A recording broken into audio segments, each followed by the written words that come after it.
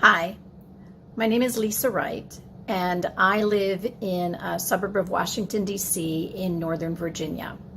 I was born in Chicago, and I also live near New York and New Hampshire. And all of my experiences combined bring me to the point where I am a conservative Republican, and I'm going to be voting enthusiastically, although regretfully, for Joe Biden this year for president. And I encourage every other registered voter to do so. And I encourage you to vote and register to vote to be able to do so. I became interested in politics as a kid watching the Watergate hearings. And I've been paying close attention basically since then. And I also studied American history and politics. I'm a history geek. I thought that Jimmy Carter was a failed president. I thought that the Great Society welfare state programs failed abysmally to eliminate poverty.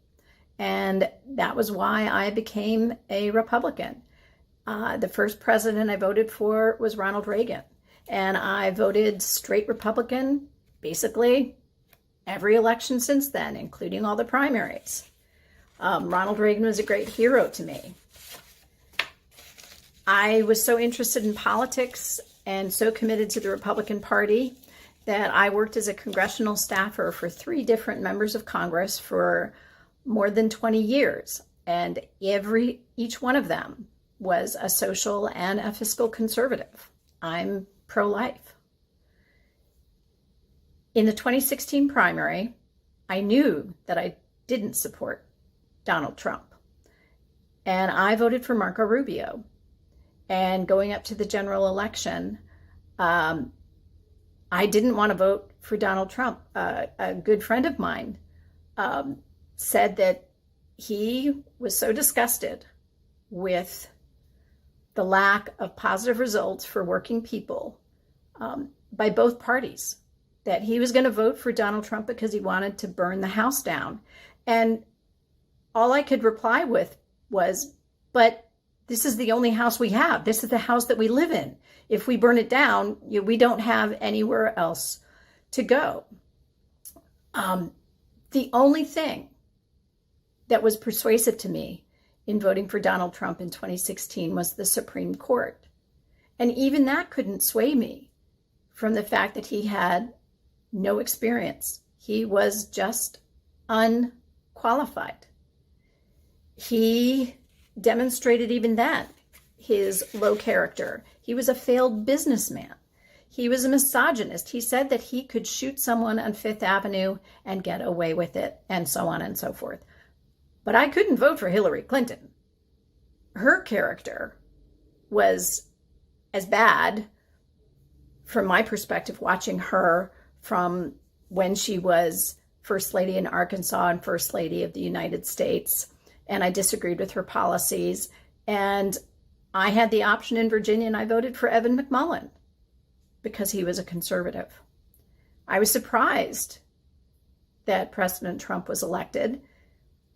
And I have been praying for him to be a successful president ever since.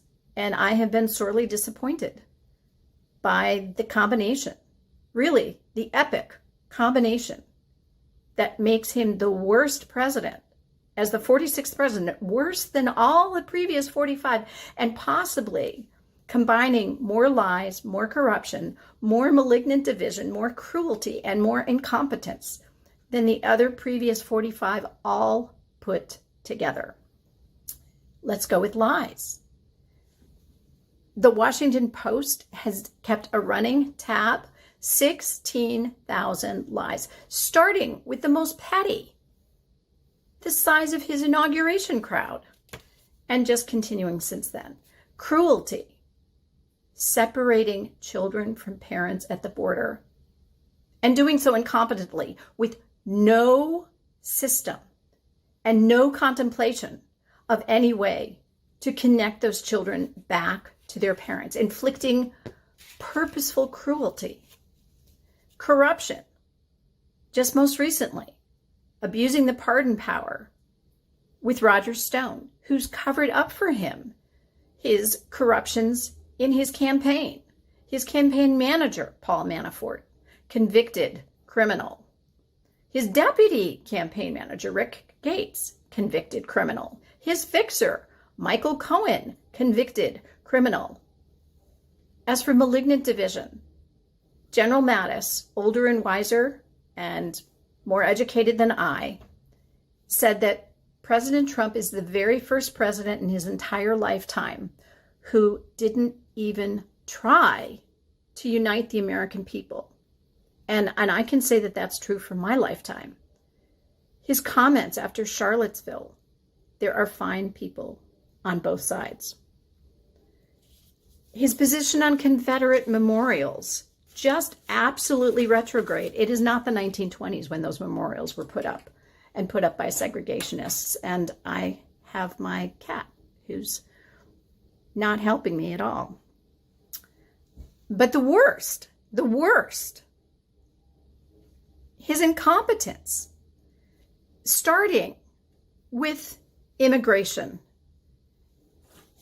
President Trump sabotaged a Republican immigration bill and a deal reached with Speaker Pelosi and Senate Democratic leader Chuck Schumer that would have gotten him $25 billion in properly congressionally appropriated funds to build a border wall and a path to citizenship for the DACA Dreamer beneficiaries. And he scuttled it.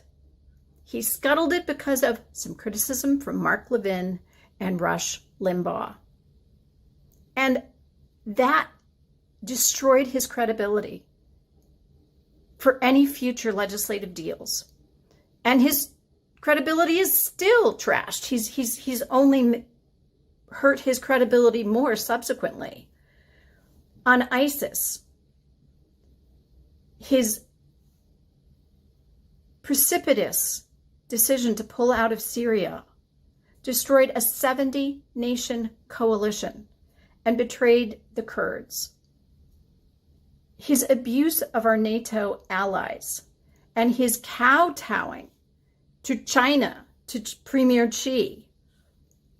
John Bolton said in his book that President Trump asked Xi to buy more agricultural products from American Midwestern states to get him more votes.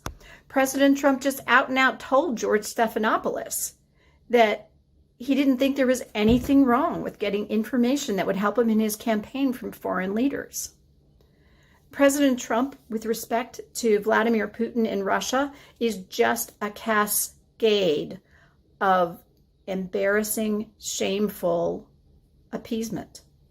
The Helsinki summit, saying that he took the word of Vladimir Putin that Russia did not interfere in our elections, compared to the united 17 American intelligence agencies and a bipartisan conclusion of the Senate, led by a Republican. Just appalling. And he's been so wrong since the murder of George Floyd and on the Black Lives Matter demonstrations. He had to be told by Chris Wallace what the 1619 Project is about. He said that he didn't want the 1619 Project to be taught as a curriculum to American students. And he didn't know what it was about. Chris Wallace had to tell him that it was about slavery, that the first slaves in America came just 10 years after the first English settlers in 1609 in Jamestown. And the coronavirus.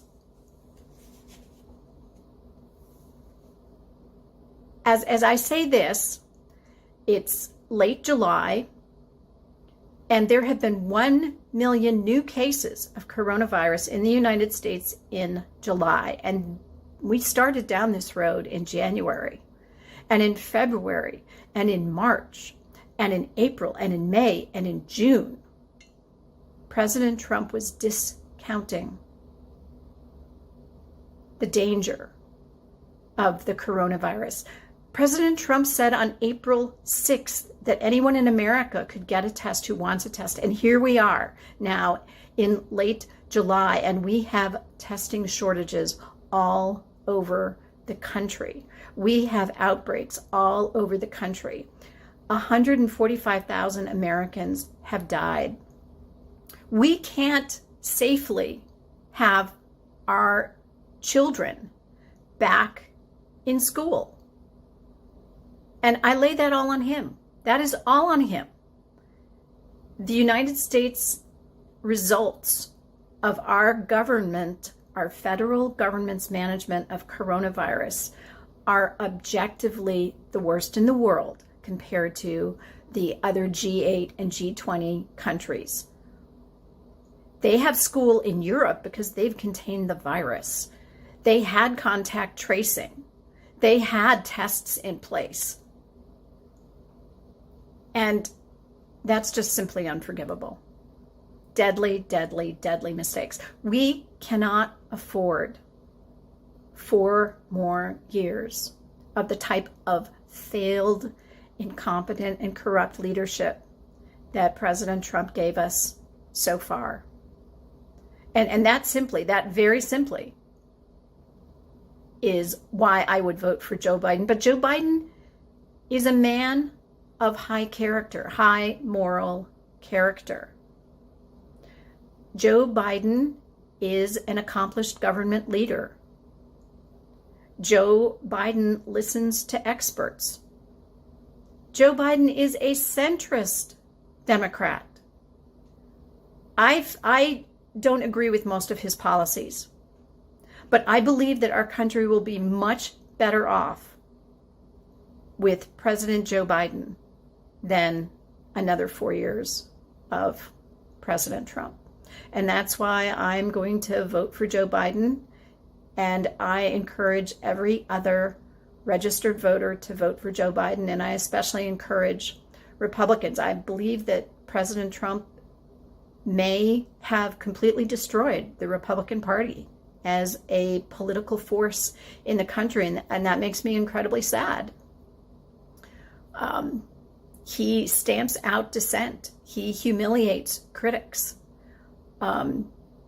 Everyone else who is left in the party,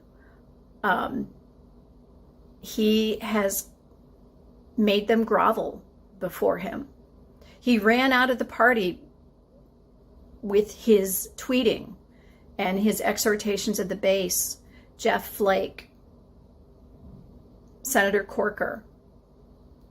He was absolutely, just unforgivably cruel and idiotic about Senator John McCain.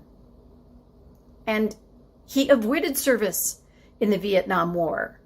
And he never, ever let a moment go by without criticizing John McCain, starting with saying that he did not regard anyone who was captured as a POW to be a hero. President Trump is not a servant to anyone except himself. And that is the real fundamental reason why he is not qualified.